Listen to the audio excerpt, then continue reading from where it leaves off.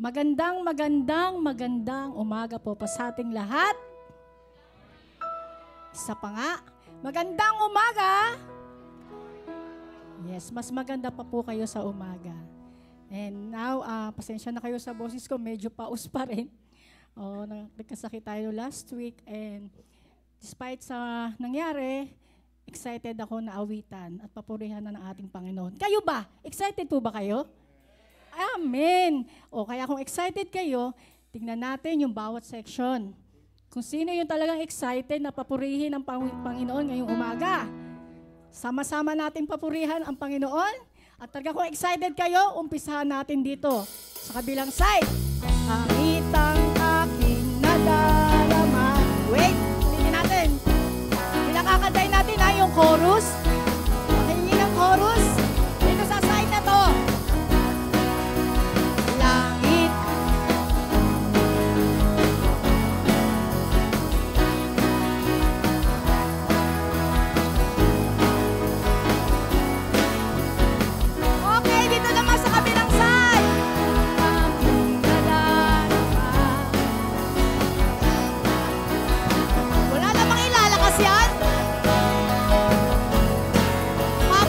Pa naman kayo! Go! Kitang aking nadarama sa tuwing kapiling ka. Okay, sama-sama natin punin ang ating Panginoon. Tayo nagsitayo. Tunay nga na langit ang ating nadarama despite and in spite sa lahat ng mga pagsubok, sa lahat ng mga hinaharap natin. Kung tayo mananatili sa presensya ng Panginoon, ang nadarama, ang kagalakan nasa puso natin. Tayo ngayon nanghihina. Ang presensya ng Panginoon ang siyang magpapalakas sa atin. Amen po ba? Amen! Amen!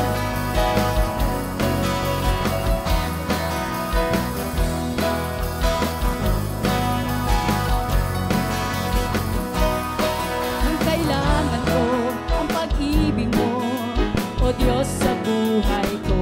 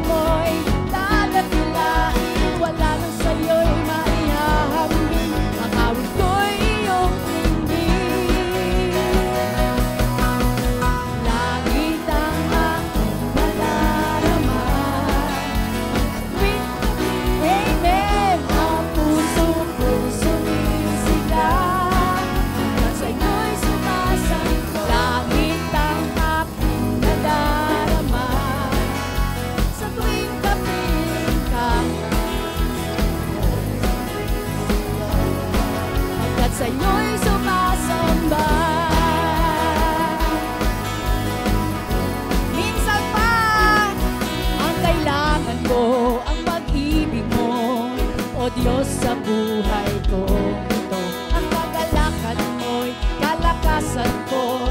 Ikaw ang nais ko, ikaw lamang ang pupurihin. Ang pangalan mo'y dadakilain, wala nang sa'yo'y maihahambing. Ang awit ko'y iyong dinggin.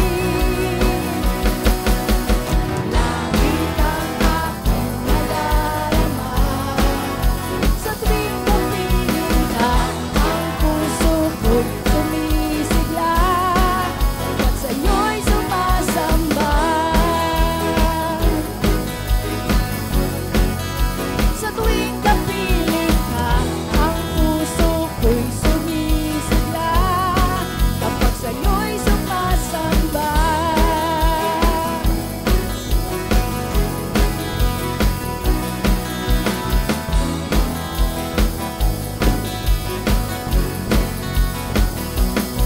Ikaw lamang ang pupurihin, ang pangalan mo'y dadakilain, wala nang sa'yo'y maihahambing. Ang awit ko'y iyong dinggin. Langit ang aking nadarama sa tuwing kapiling ka, ang puso ko'y sumisigla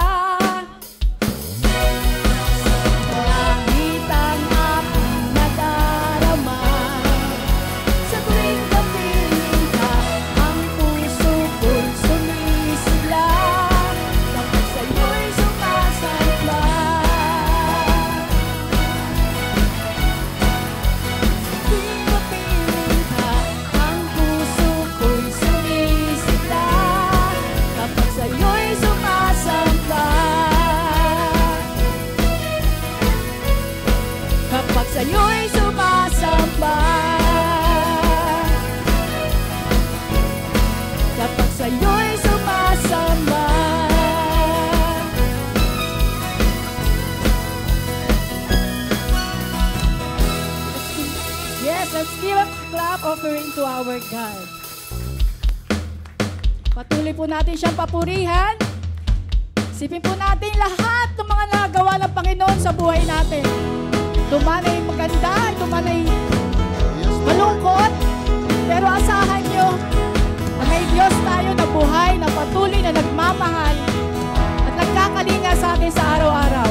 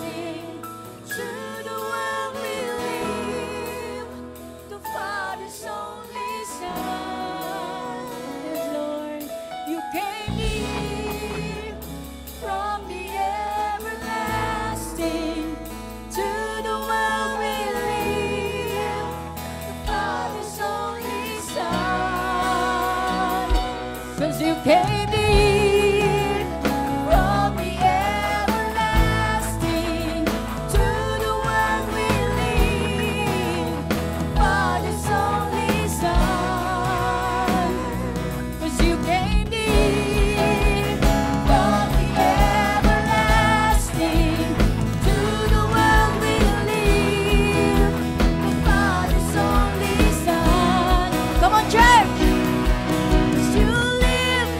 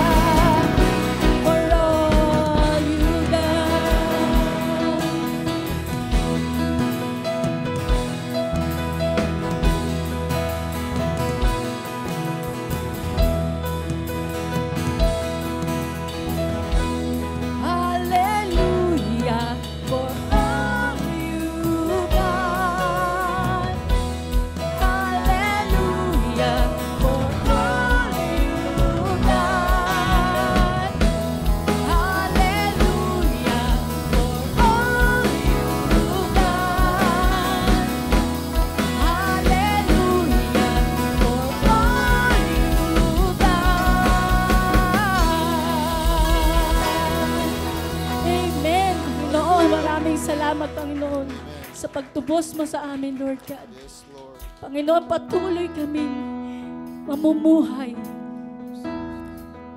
Patuloy kaming tatayo, Panginoon, magpakailanman sa iyong kababuting kamay, Lord. Patuloy kami mamumuhay dahil sa iyong mga pangako, Panginoon. Yan lamang po ang aming pangahawakan. Pagkat alam namin na ito hindi magbabago.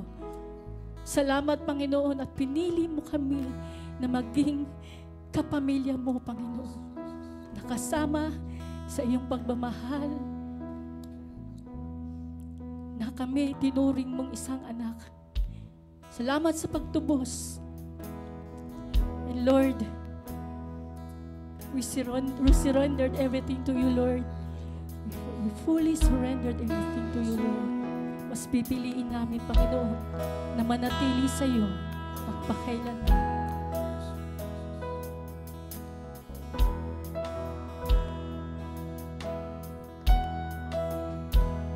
Here I stand, forever in your mighty hand, living with your promise written on my heart.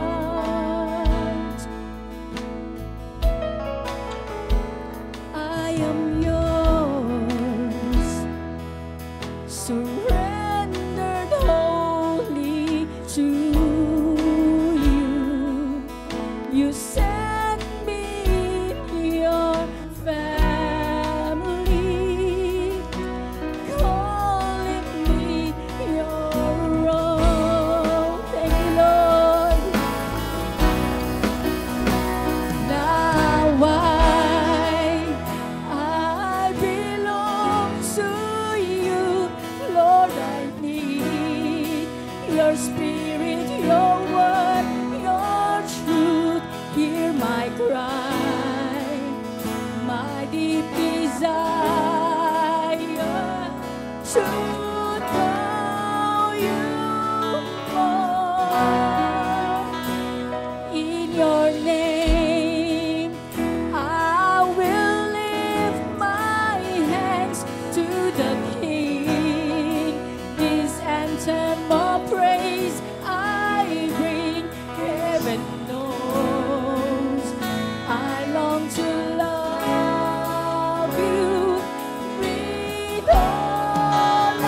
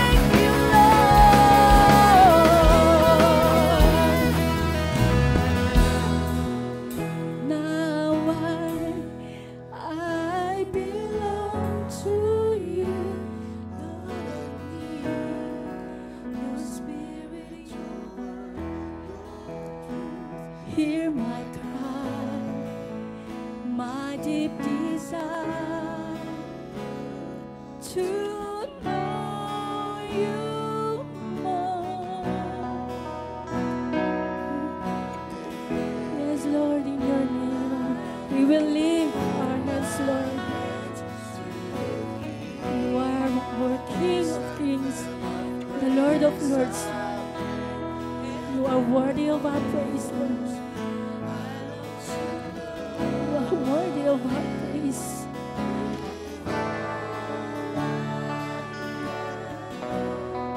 I belong to you.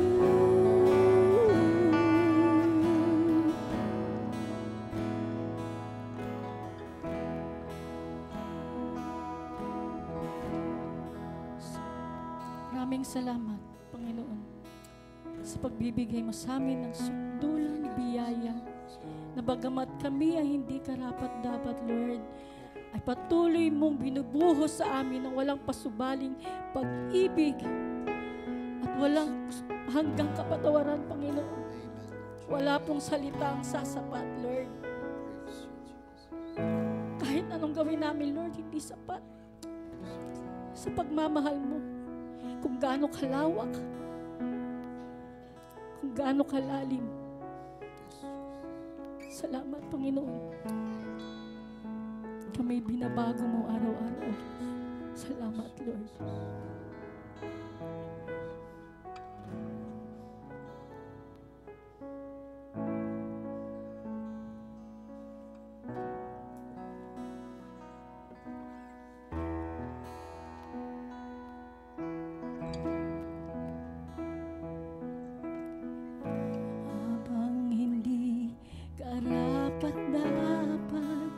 Pagkukulan ng habang at wagas mong pagsinta,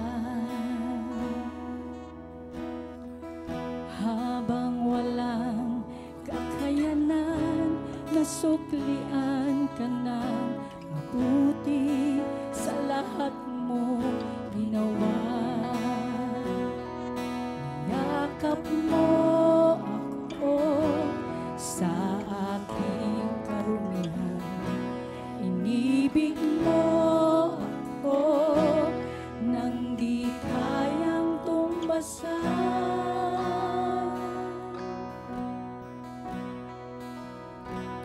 O Diyos ng katarungan at katwiran, na kahit minsan di nabahiran ang kabanalan, kalwalhatian. Salamat sa sukdulang biyaya mo, O Diyos ng pag-ibig na mas malawak pa kaysa aking mga pagkakasala. Higit pa sa buhay ko, salamat sa sukdulang biyaya mo.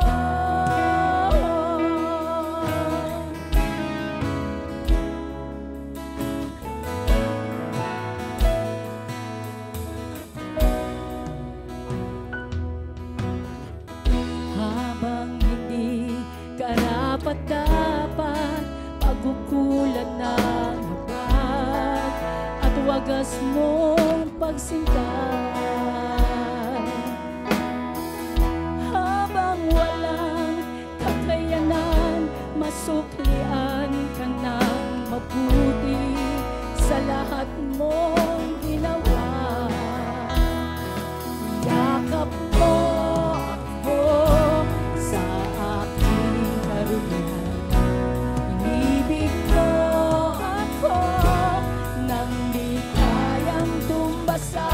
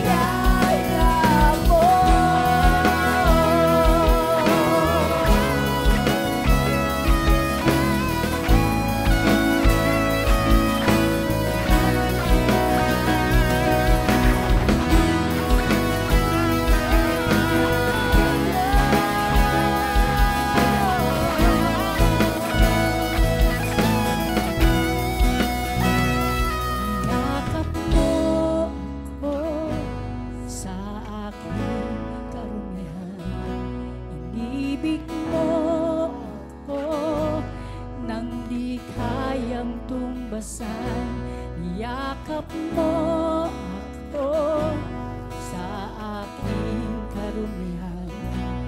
Inibig mo ako nang di kayang tumbasan, niyakap mo ako sa aking karumihan. Inibig mo ako nang di kayang tumbasan.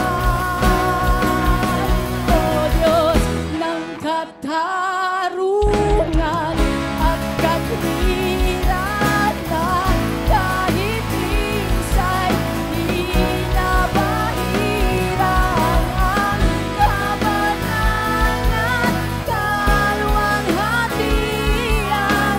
Salamat sa sukdulang biyaya mo, O Diyos ng pag-ibig na mas malawak pa kaysa aking mga pagkakasala. Higit pa sa buhay ko, salamat sa sukdulang biyaya mo. Salamat,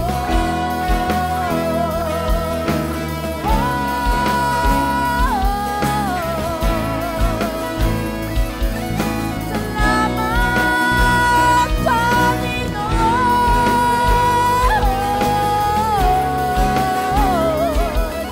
Salamat sa sukdulang biyaya mo.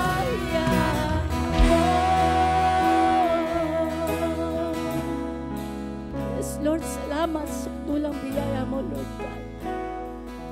Salamat sa pag-ibig mo, Panginoon, na sa iyo lamang namin matatagpuan. Panginoon, dalangin ko na yakapin mo, Panginoon, ang aking mga kapatid na narito. Ganon din, Lord God, yung wala dito. Yakapin mo yung mga kasama namin na kailangan ng iyong yakap. Na nawa maramdaman nila kung gaano mo sila kamahal. Na kahit anong nararanasan nila, Panginoon, Ikaw ay naririyan.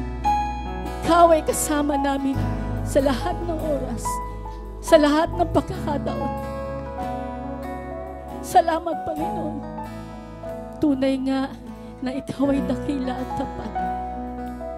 Lahat ng aming papuri at pasasalamat ay tanging sa iyo lamang namin ilalaan. Salamat, Panginoon. Salamat. Maari na pong lahat na umupo.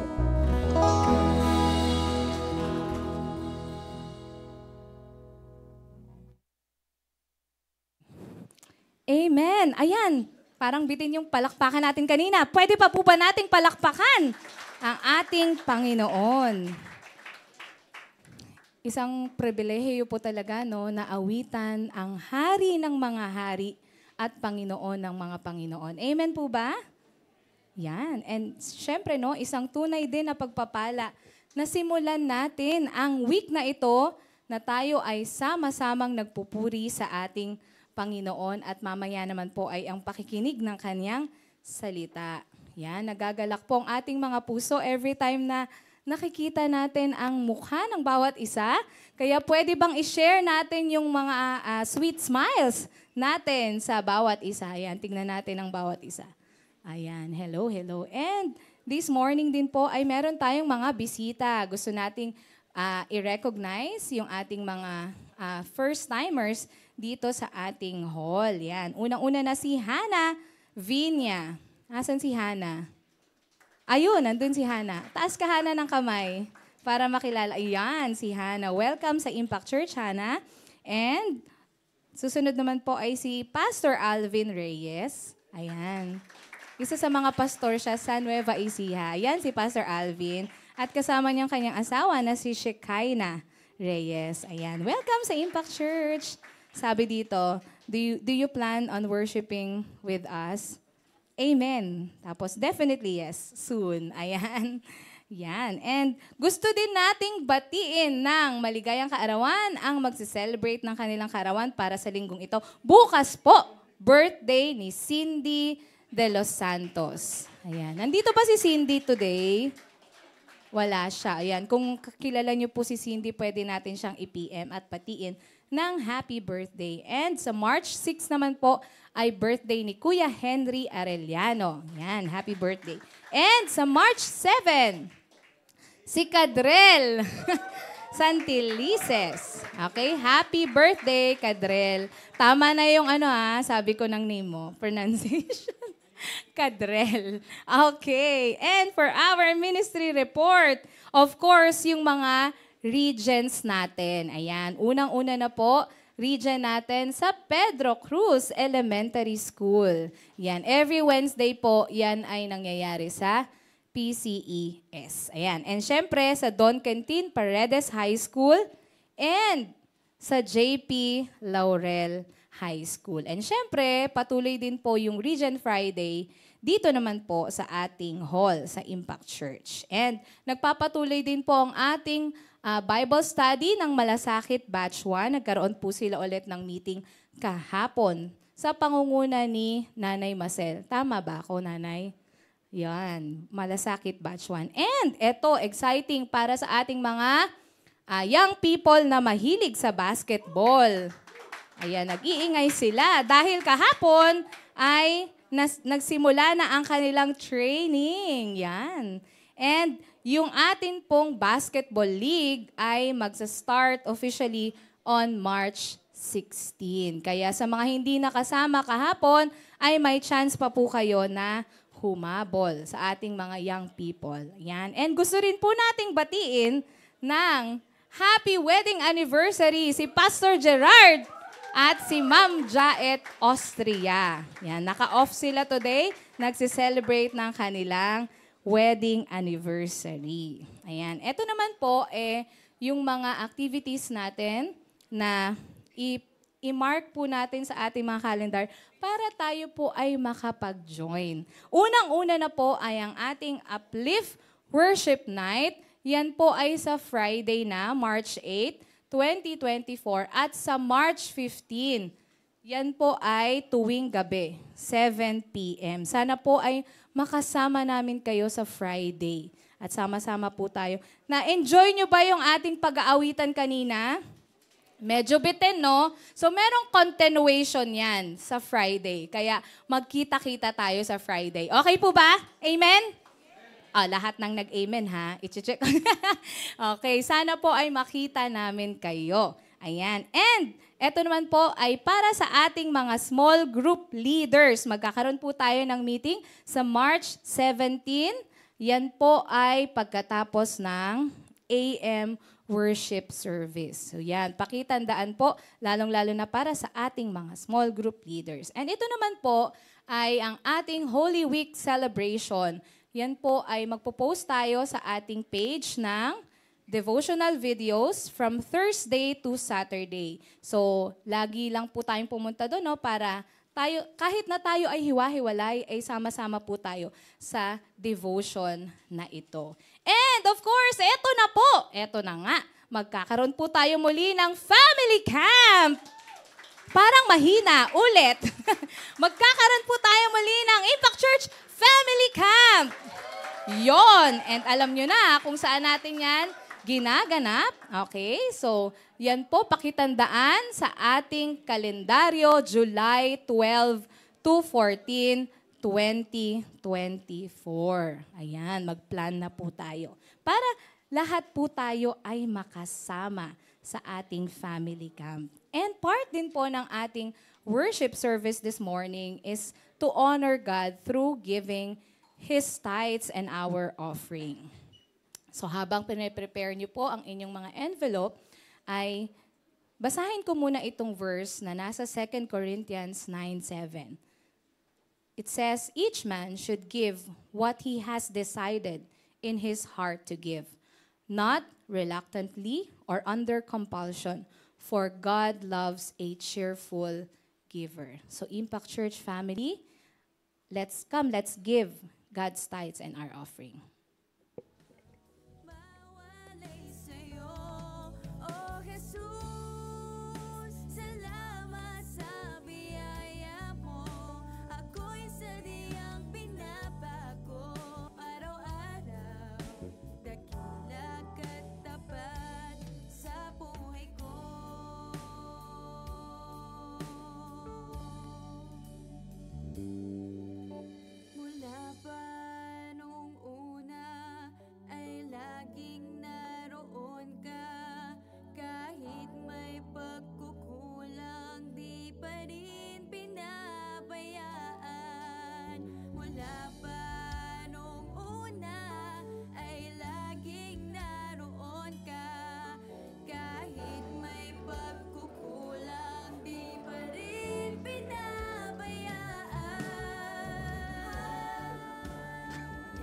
Check. Sound check. Morning. Gandang umaga po. Maganda po ba ang umaga nyo? Sana naman, no? Every one of us, maganda naman ang umaga natin. Kung di pa po kayo nagkakape, pwede po magkape sa likod. We're happy to have you here today. Maraming salamat din po sa lahat na nag-preach at pinagpahinga po kami ng isang buwan. Ang mga pastors, we have the privilege to, sa Impact Church, we have the privilege ng isang buwan na hindi nagpipreach dahil marami po tayong preachers. And we thank the Lord for that. And truly, we were blessed by the messages that they gave. Let us pray. Lord, maraming salamat po sa umagang ito. Maraming salamat dahil kasama ka namin. Sa pagising pa lang namin, sa pagsakay namin, sa paglakad namin papunta rito, Panginoon, kasama ka na namin. And Lord, we thank you that your promise is true. Tama po, Panginoon, tunay na ang iyong pagsama sa amin ay patuloy naming mararamdaman hanggang sa magpawalang hanggan. Kaya nga po, Panginoon, nagpapasalamat kami sa sukdulang biyaya na iyong ibinigay sa bawat isa sa amin. Panginoon, dalangin namin na ang iyong banal na spirito, ang siyang kumilos sa aming kalagitnaan ngayong umagang ito, nawa na makuha po namin, Panginoon, ang mensahe at i-adjust po namin yung aming buhay towards obedience, Lord God, to obey you and to honor you, Father, by our obedience. Lord, we thank you, we praise you in Jesus' name. Amen. Amen. What happened? Okay. May mga ok-ok po sa katawan ko ngayon. Anyway, we will start a new series. Actually, a short series lang po ito ng sermons on the book of Philippians. 4 na linggo, bawat isang linggo, we will take one chapter. Okay? So, ang in charge po sa akin, of course, chapter 1. Okay? Then, we'll have the rest of the chapters tuloy-tuloy. Bakit ba sinulat ni Paul yung Philippians? According to the Life Application Bible, sinulat niya to dahil he wants to encourage the Christians at Philippi to live joyfully, mabuhay ng masaya, anumang sirkumstansya nila sa buhay nila. So, si Paul po, he went to Eastern Europe, to Macedonia. Makikita po natin yan mamaya sa Acts 16, no? Basically, the whole story is on Acts 16. Let us open our Bibles and let's read this together. Philippians chapter 1, 9 to 11. And this is my prayer, that your love may abound more and more in knowledge and in depth of insight, so that you may be able to discern what is best, and may be pure and blameless for the day of Christ, filled with the fruit of righteousness that comes through Jesus Christ, to the glory and praise of God. May the Lord bless the reading of His Word. As I've said, we will know yung buong storya ng kung anong nangyari prior dun sa writing ng Book of Philippians. Happy New Year. Buti na lang Melaware yung natin, no? Hindi nababasag. Kundi gulat na kayo lahat ngayon. Okay, so, balik tayo. Rewind. Malalaman natin yung storya, bakit sinulat o paano bago sinulat ang Philippians, ang Book of Philippians, based on the account in Acts chapter 16. So sa Acts chapter 16, si Apostle Paul, traveled from somewhere to Philippi. Si Philippi po is a district within the Macedonia. Okay? Wala akong kwento masyado dito dahil hindi pa po ako napupunta sa portion na ito.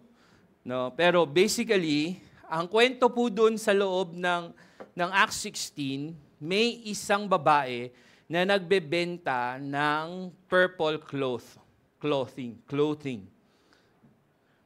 Purple. Hindi ko alam bakit importante na sinabi doon sa Bible, it's purple clothing. Siguro pang mayaman talaga. Okay?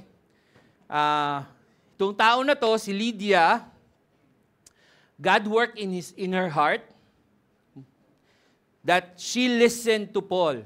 Nakinig siya kay Pablo, tinanggap niya si Lord Jesus Christ as their Lord and Savior. As her Lord and Savior. Let's remember that the Philippi, or yung bayan na yon is a Roman colony. Okay? Actually, retirement place daw siya ng mga generals ng Rome. According to Bible Project. So, pag mga soldiers yon ng Roma, syempre, ang allegiance nila na kanino? Na kay Caesar, di ba? Nandun sa Rome. So, pag pinasukan sila ng isang preacher na nagsasabi na hindi si Caesar yung Diyos o yung hari, kung hindi si Jesus Christ yung hari, definitely makikipag-away sila. Ayaw nila yung message. Okay? During that time, Paul boldly preached and then Lydia listened. Si Lydia, ang sabi niya, dito na kayo tumira sa bahay namin habang nandito kayo. Kung totoong naniniwala ka na naniniwala ko kay Jesus, dito ka titira sa bahay ko. So si Pablo, tumira doon. Okay? And habang nagpipreach siya, habang nakatira siya doon, nagpipreach siya day after day, and preaching to the people of Philippi. And sa Philippi, yun nga, mga soldiers, mga tao, and there's this servant lady ng isang mayaman siguro, pinagkakitaan siya. Kasi may spirito na nasa kanya na nanguhula. So itong babaeng to, sunod kay Pablo, sinasabi niya, maniwala kayo sa kanya. Ito, these men are servants of the Most High God who are telling you the way to be saved. Yun yung lagi sinasabi ng babaeng ito na possessed. Day after day, ganun yung ginagawa nitong babaeng to. Hanggang nainis na si Pablo. Kulit eh. Sabi ni Pablo, in the name of Jesus Christ, I command you to come out of her. And at that moment, lumabas yung spirito, at paglabas niya, hindi na siya makapanghula.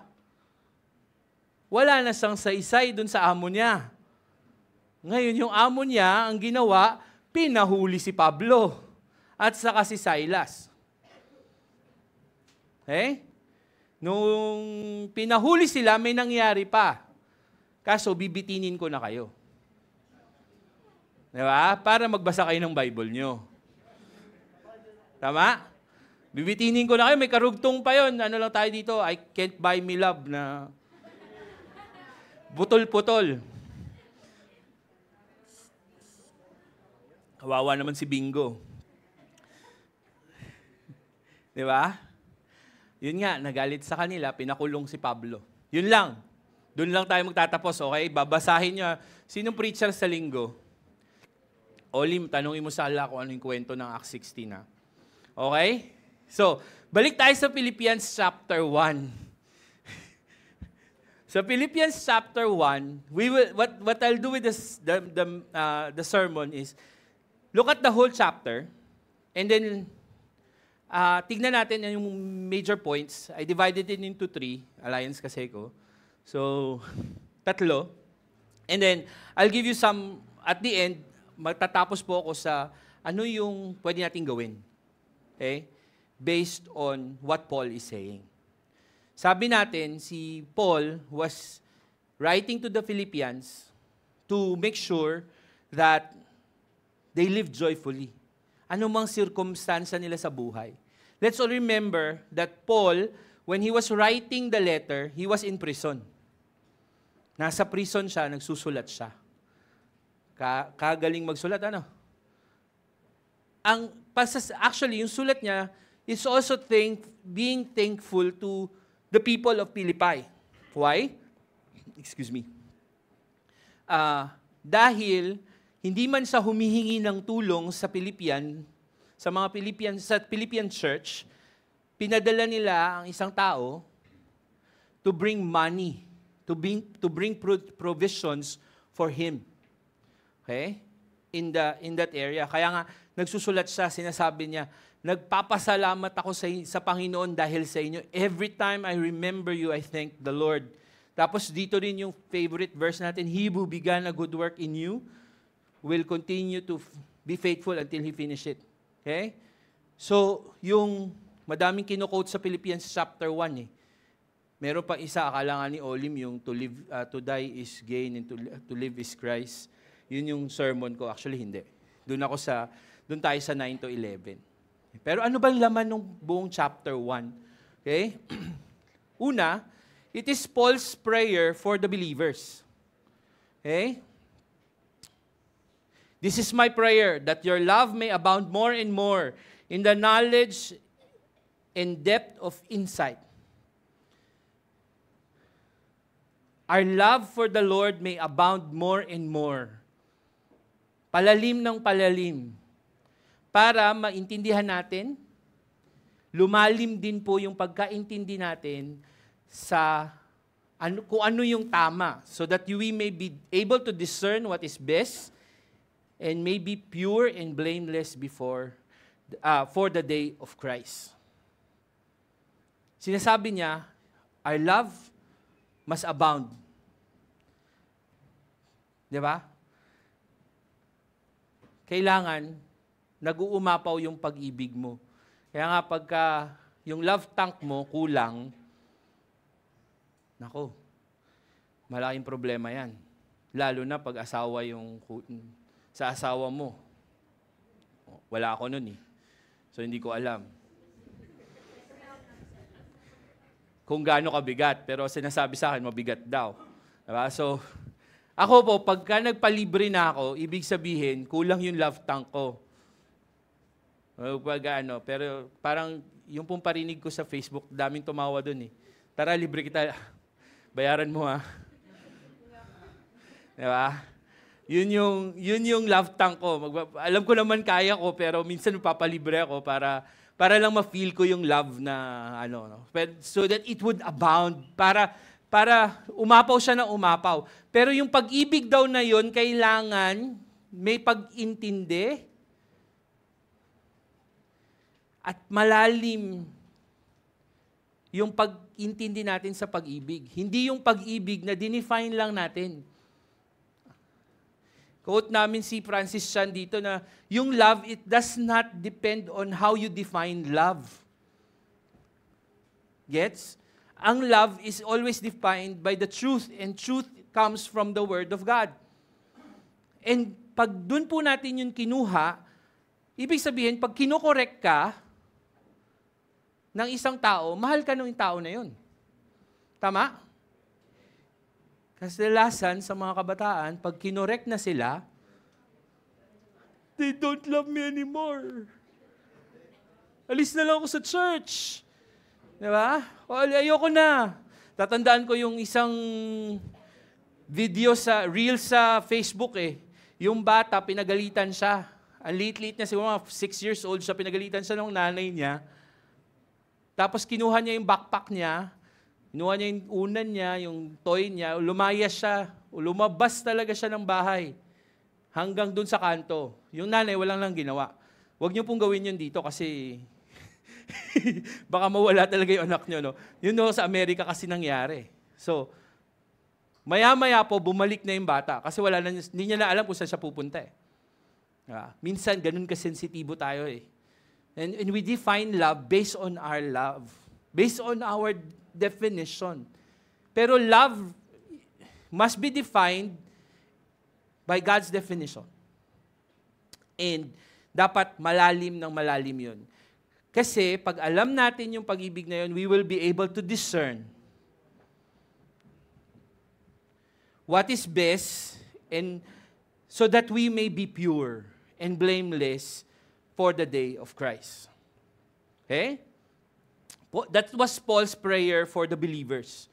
Dagdag pa doon, filled with the fruit of righteousness that comes through Jesus Christ.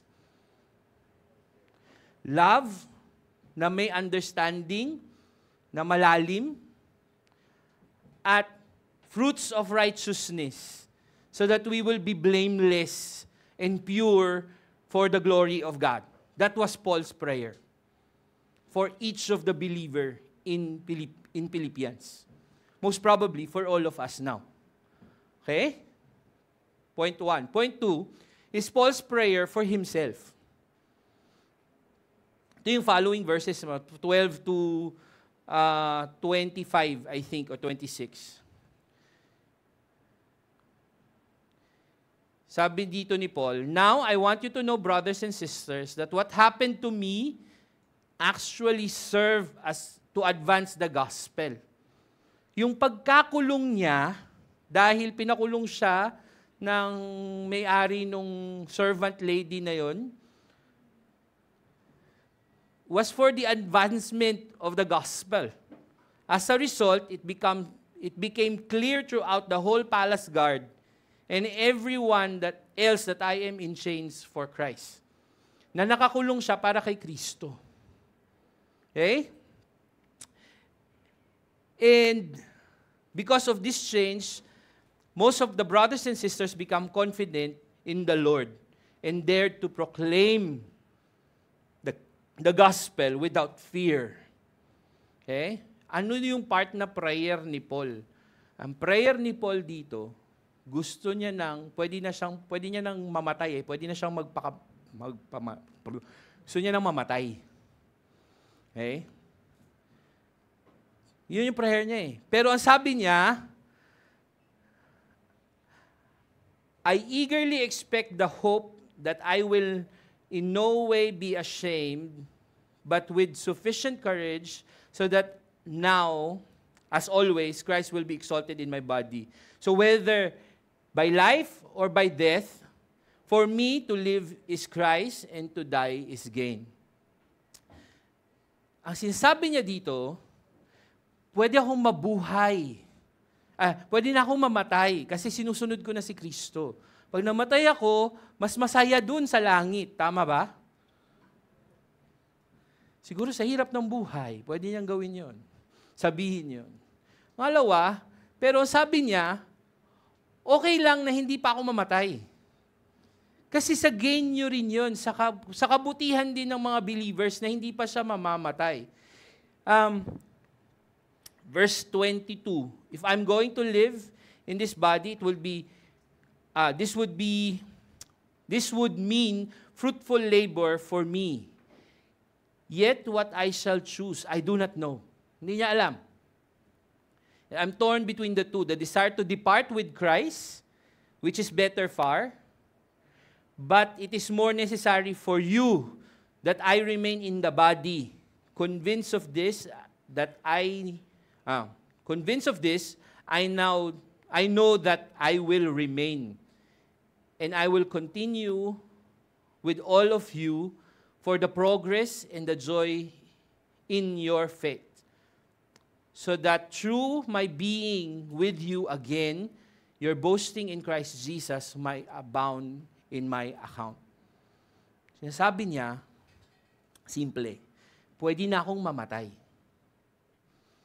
I will gain Christ. Pero, mabubuhay muna ako. Kasi gusto ko kayong tulungan para maintindihan nyo pa lalo ang pananampalataya ninyo. For me, that was Paul's prayer.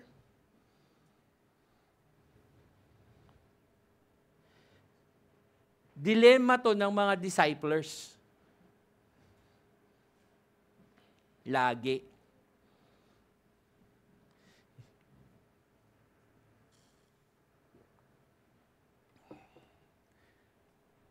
Lalo na pag medyo nasasaktan sila. In Impact Church, we always want you to experience the joy of being a discipler. Not just a disciple, but a discipler. Ang lagi namin sinasabi ni Pastor Jero, we don't want to rob you of that joy. Kaya ipupush ka namin ang ipupush na magkaroon ng small group mo, na ikaw ang magli-lead ng small group. And we're thankful that aside from the basketball tournament, may side announcement lang po ako dito, magkakaroon pa ng e-games ulit. Okay? And you know what? In this run of the e-games, yun pong na-harvest nating souls from the previous ones, sila na po yung magli-lead ng grupo. Amen?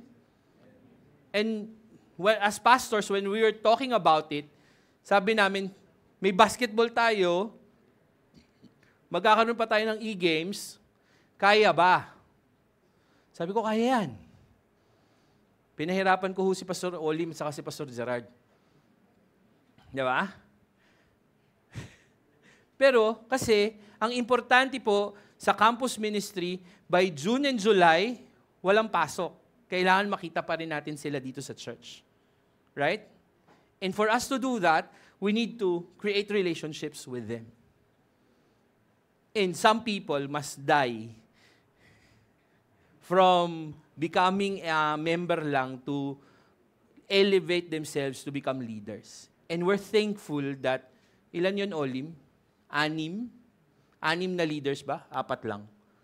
6 na leaders from the previous natin, na mga disciples, are now going to be leaders.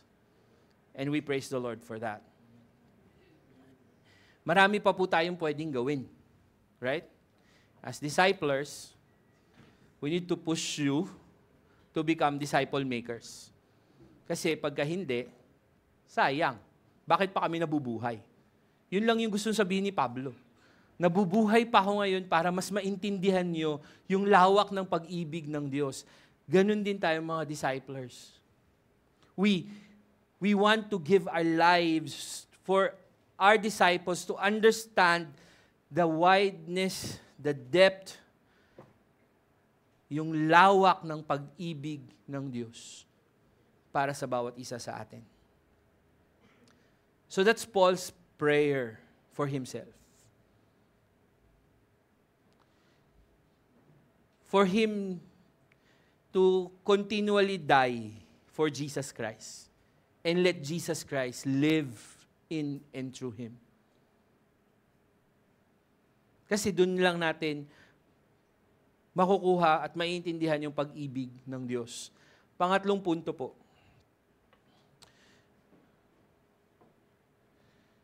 Paul's reminder for everyone. Para sa lahat sa atin. Anong reminder niya?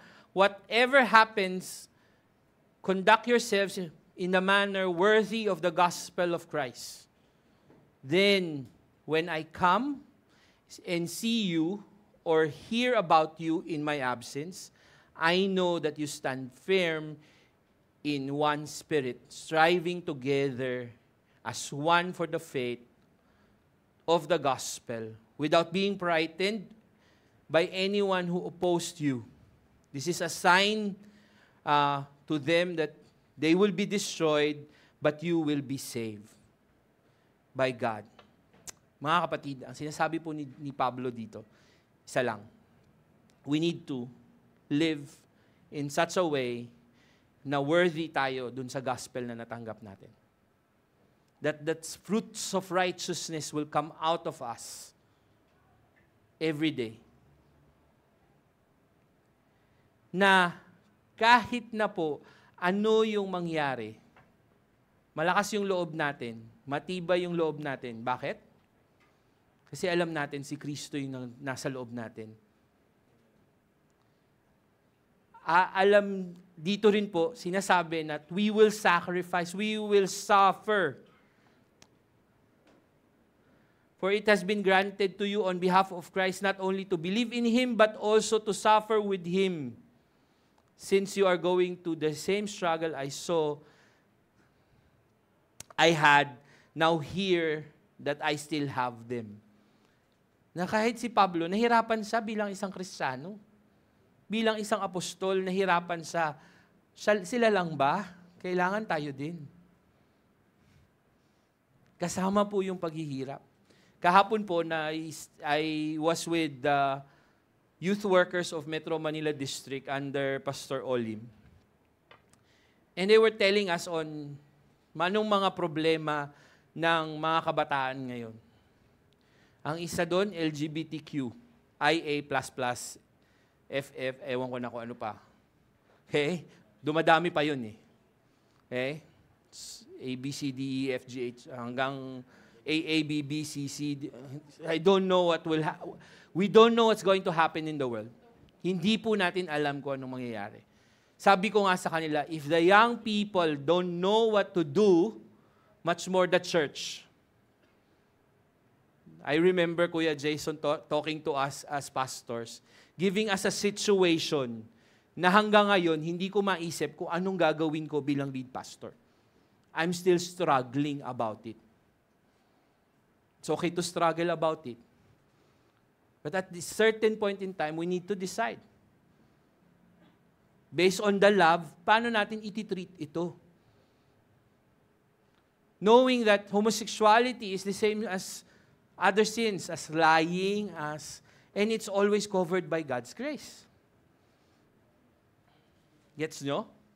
Bakit ko sinabing suffering yun? Sila yung nag-aatake din sa simbahan eh. And pointing to us that you need to love us. Because your message is love. And we need to sacrifice on that area. Ano yung gagawin natin? Aside from persecution, I was talking to someone, a pastor sabi niya, masyadong advanced po yung iniisip niya. Sabi niya, alam niyo, there will come a time na hindi na libreng mag-share ng gospel. Mangyayari ba yun sa Pilipinas? Hindi po natin alam. Diba? Because it's predicted by the Word of God itself. So, kung hindi man tayo pipigilan, baka sarado yung mga tao dun sa gospel. Kaya nga ngayon, nabukas pa sila. Let's preach it. Let's live out the gospel. Right? Sinasabi po dito, nire-remind po sa atin ni Paul dito na mahihirapan tayo. Dito po sa mundo na puro instant, na puro madali, mahihirapan tayo to live out this gospel. Because it will go against the flow. And each one of us must be ready for it. Handa. Handang tumanggap, handang magsakripisyo para sa Panginoon. There will be times that mahihirapan tayo sa buhay. Sakit, problema sa pera. Diba? Tandaan ko nung bagong-bagong Kristiyano yung tatay ko, nawala lahat ng, kunento ko na sa inyo yun, nawala lahat ng pinag-ari-arian namin. And many said to us, bumalik na kayo dun sa religion nyo dati.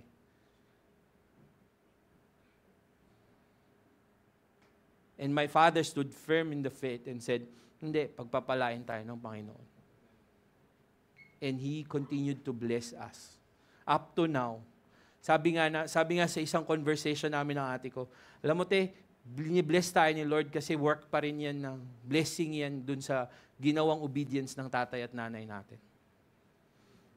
Because the Lord blessed to the third generation. Diba? Pero they stood firm on that. They stood firm against those suffering and, hindi ko po alam kung anong suffering yung pinagdadaanan nyo ngayon. Especially for the gospel. But, ang challenge po, ang sinasabi po namin, hold on to that. Because Jesus Christ suffered, so are we to suffer as well. Pag po sinabi namin dito lang sa pulpito na puro kagandahang loob lang at kagandahan ng buhay ang makikita nyo, false prophet po kami. Tama? Kasi ang paghihirap kasama ng gospel. Nalungkot kayong lahat, di ba? Pero ang kaganda, ang good news doon, kasama natin si Jesus as we suffer. Kasama natin, sa pagsakripisyo natin, kasama natin si Jesus. He would never leave us nor forsake us. He will be the one to help us. Siya ang tutulong sa atin para ma-overcome yung suffering na yun. And at the end of that, it would be for the glory of His name. Amen? So, whatever that is, whatever will that be, hold on. Kasi kasama siya. Kaya nga, I want to end this with, what is it to us? Ano yung gagawin natin? Based on the Paul's prayer, magmahalan kayo. Ginamit ko yung Pinoy version.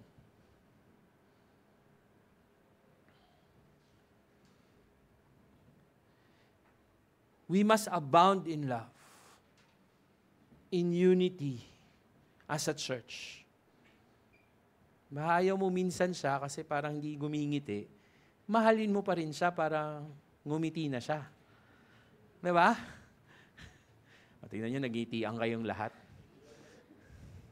So, we need to love in unity. Psalms 133, when there's unity, there's blessings coming from God. We need to love. We need to understand what love is. Ano yung pagmamahal? Galing lang dun sa awit na kinanta natin, yung pagmamahal, pagbibigay ng buong buhay sa atin ng Panginoon. And the same thing, we need to give out that love. Kailangan this love would abound more and more in us. Nagmamahal na ako. Sila naman. Minsan hindi eh. Kailangan magmahal ka palalo. Kailangan eh. Di ba? Minsan nga, pag naisip ko paano ako nakakapagmahal ng mga pagtatanungin nila ako nila Pastor Zero and the rest of the pastors, what will we do with this person? I would just say, wala. We need to love.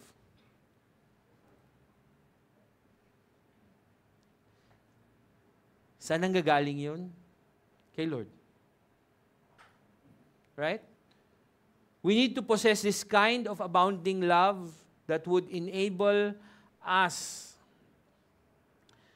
to give approval on things, to the things of greater value and importance. And sometimes, when we rebuke in love, hindi pa rin tayo maiintindihan. Dahil nga, masarap dun sa buhay ng kasalanan. Pero, ang point ko, pag ready na sila, ayaw na nila dun sa kasalanan, nakuha nila yung consequence ng kasalanan, are you still ready to love these people? We must be ready to love these people. Because that's the challenge for all of us. Amen? Si Olin parang meron nakikilalang naisip na tao.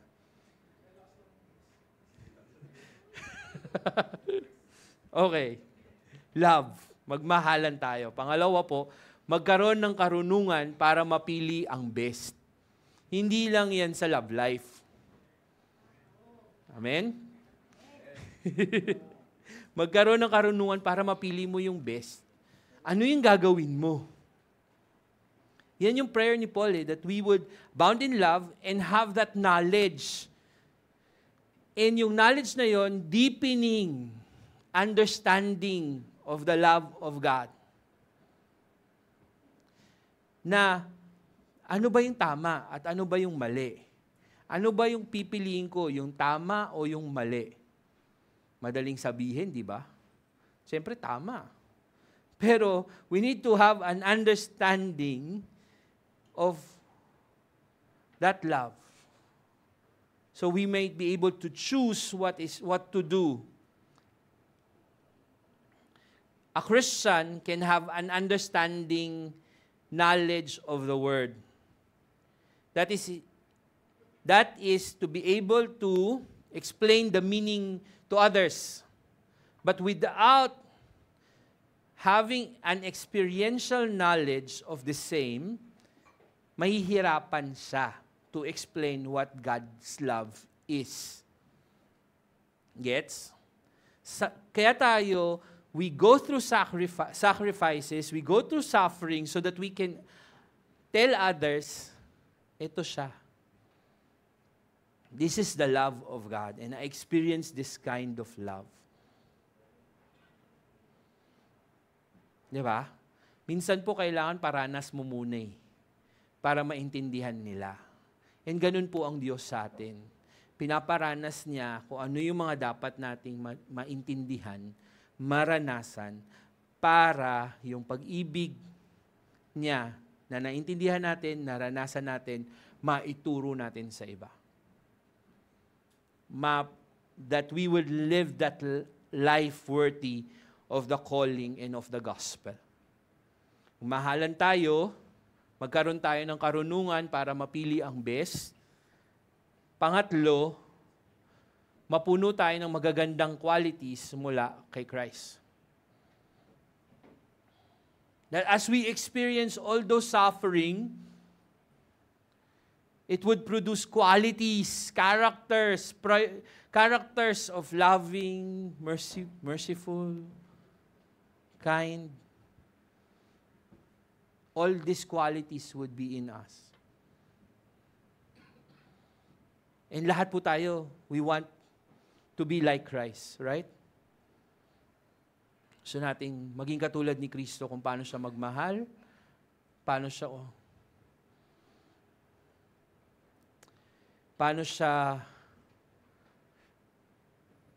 magturo, paano siya mamuhay. We need to love each other. Need to let that love abound so that we would understand what is right and what is wrong and choose what is right. And when we choose what's right, good qualities grow in us.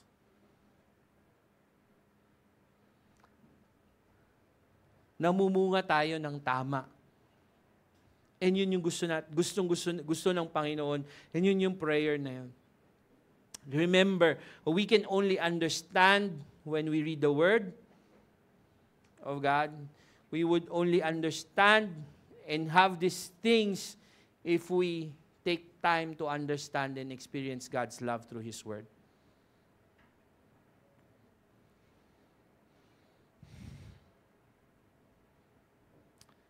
Sabi ni Constable, God's revelation and His Spirit were to guide their loving, our loving. Kung paano tayo magmamahal, ang Panginoon ang magbibigay nun. His words, His revelation in the Holy Spirit. This kind of loving becomes apparent when a Christian values highly the things that God's love and turns away from situation and experiences that God hates. Magkakaroon daw po tayo nitong magagandang qualities na to. If we understand kung anong gusto ni God at iwasan yung ayaw ni God. Yung gusto ni God, pamuhay, itanim sa atin, palaguin. Pag ayaw niya, layo tayo. In that context, this discernment applies primarily to what will best advance the gospel. The most effective way to influence another is to pray for him.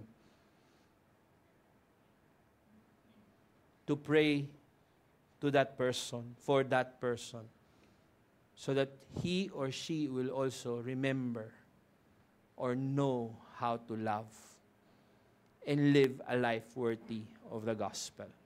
Let me end with this quotation. Christian Christian love is not a mere sentiment. It is rooted in the knowledge and understanding of Jesus Christ. Christian love is not just something that you feel. Pinaramdam sa akin to na yon.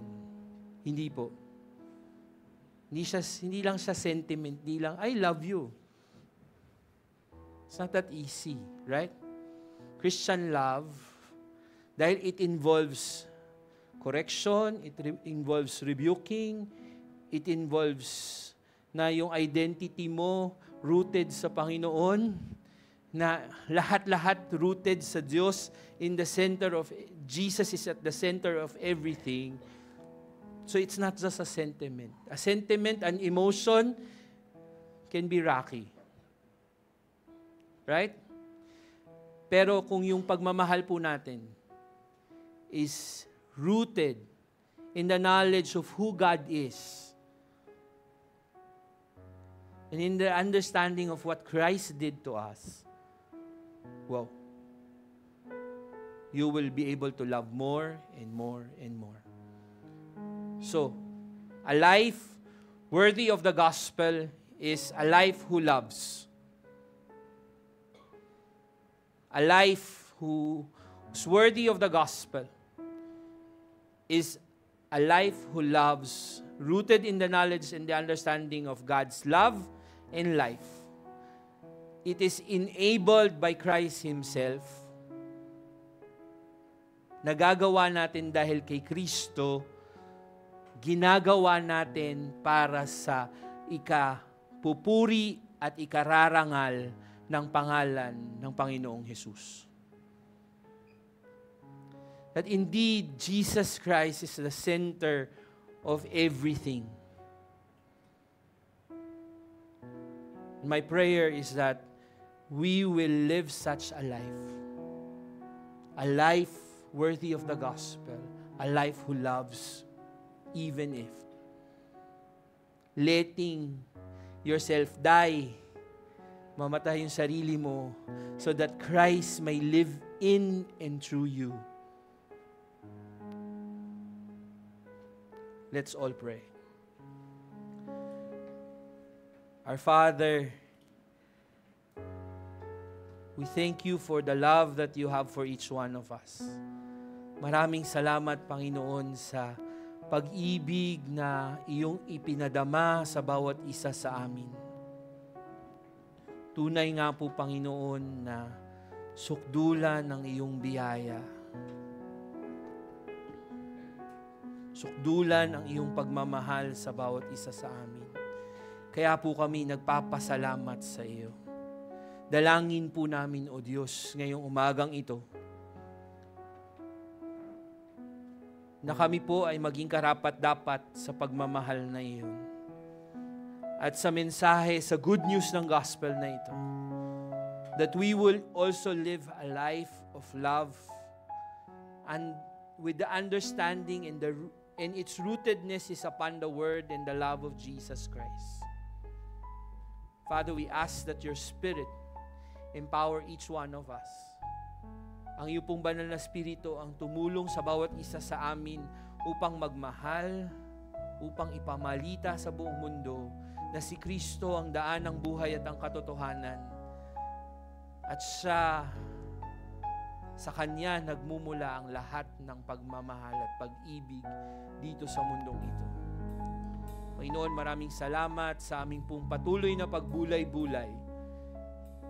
As we remember, Lord God, your ultimate expression of love, Lord, through the cross. Sa iyong pagkamatay sa krus ng Kalbaryo. Sa aming pong pag-alala, dalangin po namin ang Banal na Espiritu ang kumilos sa bawat isa sa amin. Paalala, Panginoon, ng iyong kagandahang loob na binigay sa bawat isa sa amin. Ito po ang aming dalangin sa pangalan ni Jesus. Amen. Amen.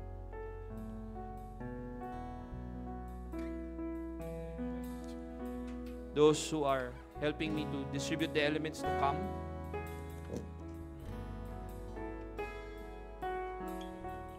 And as the praise team sings the song, let's continue to reflect. Kuha lang po tayo ng elements. Everyone who received the Lord Jesus Christ is invited to join us in this celebration. And as you reflect, thank the Lord. Pasalamatan po natin ang Panginoon sa sukdulang biyaya na Kanyang binigay sa bawat isa sa atin.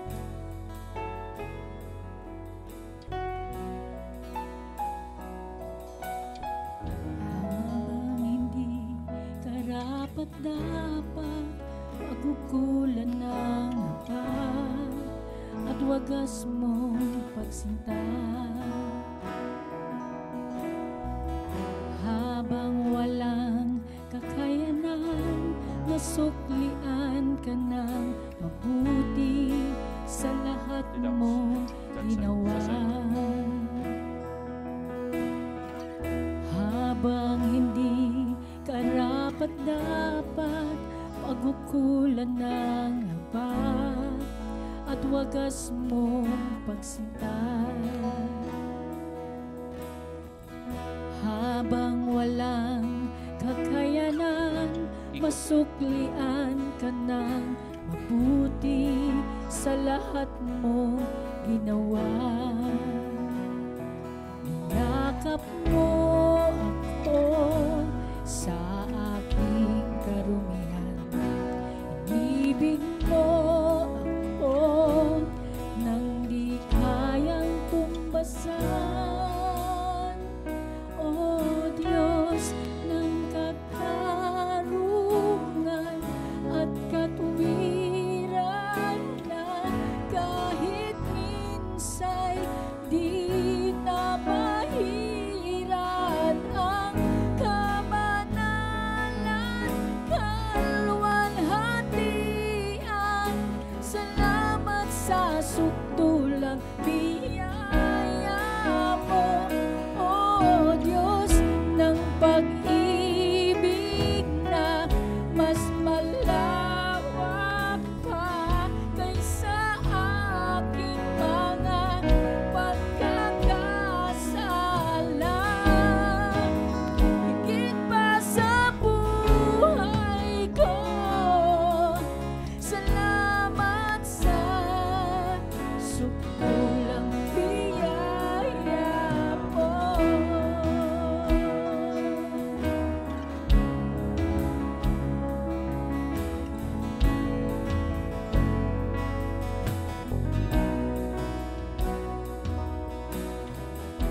Habang hindi karapat-dapat, pagkukulan ng habag at wagas mong pagsinta.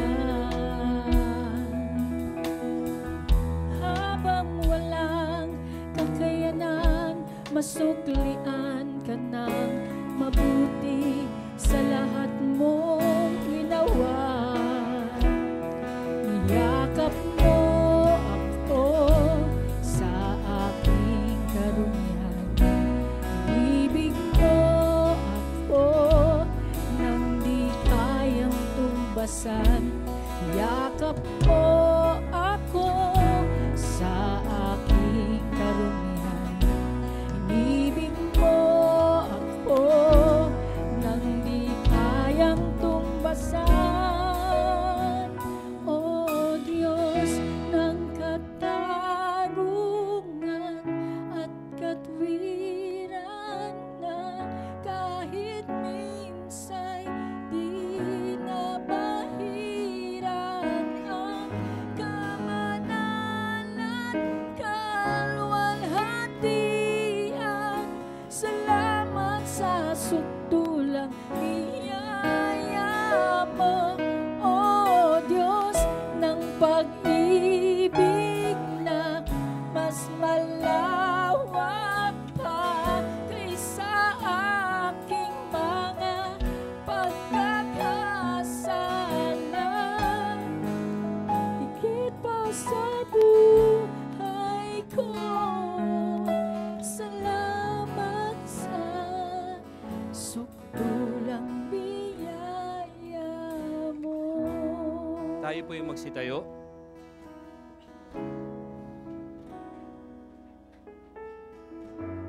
hawak po natin sa ating mga kamay, simbolo ng pag-ibig ng Panginoon na walang hanggan. Pag-ibig na pinakita, pinaramdam sa atin sa krus ng Kalbaryo. Before we take it, let's pray and let's thank the Lord for this life, this gospel, this truth that we lived in. Father, we thank you for the sacrifice that you have given to each one of us. Maraming salamat, Panginoon, sa buhay na iyong binuhay dito sa mundong ito. Pinakita mo sa amin kung paano magmahal, pinakita mo sa amin kung paano maging katulad mo. Dalangin namin, O Diyos, na tunay nga po kaming maging katulad mo. Sa aming pag-aala-ala ng iyong ginawa sa krus ng Kalbaryo, kasihan mo nga po kami, Panginoon. Bless this acted sermon, this ceremony. On the night Jesus was betrayed, He took the bread, and after giving thanks, He said, "Take this, all of you, eat it. Do this in remembrance of me." Let us remember Jesus Christ.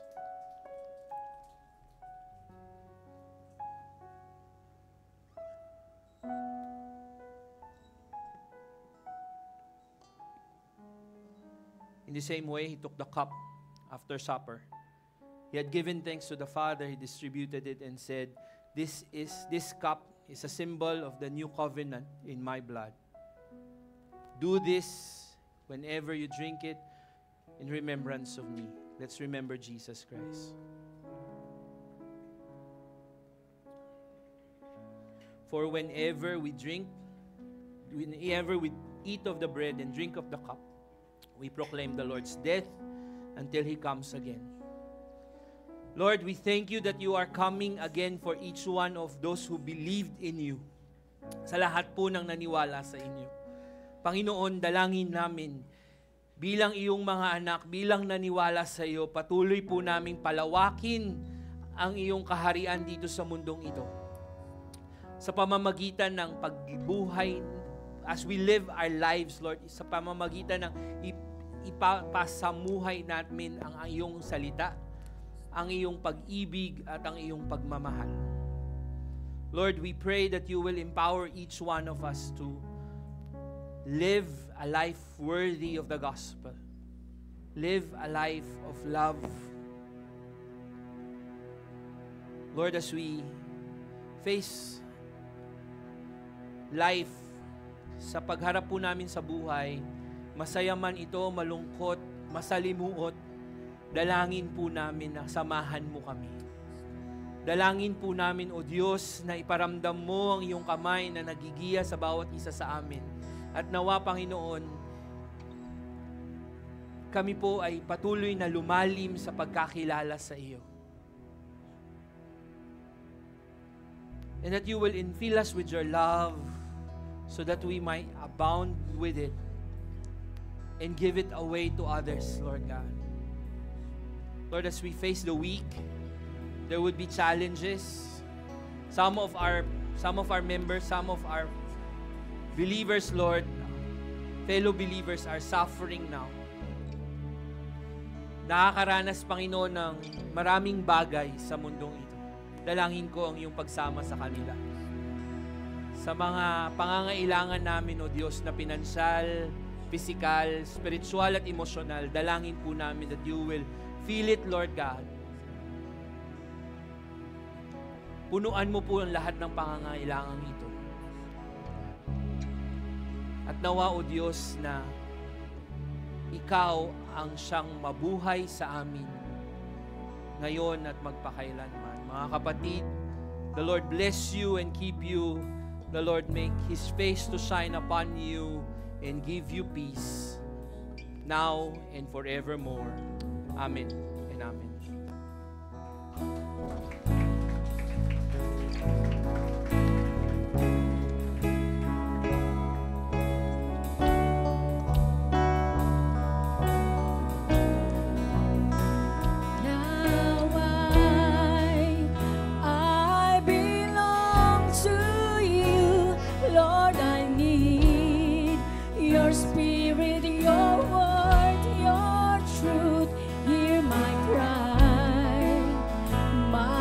desire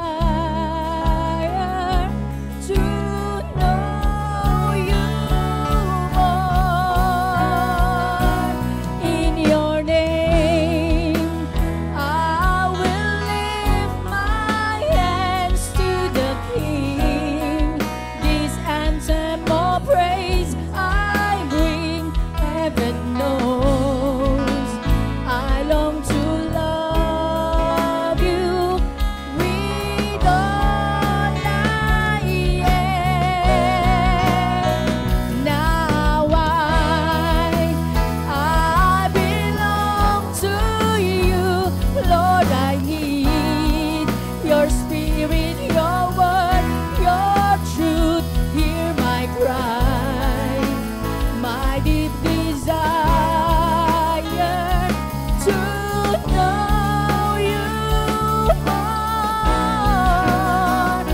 In your name, I will lift my hands to the King. This anthem of praise I bring, heaven knows. I long to love you with all I am. I belong to you. Yes, Jesus, I belong to you. I belong to you.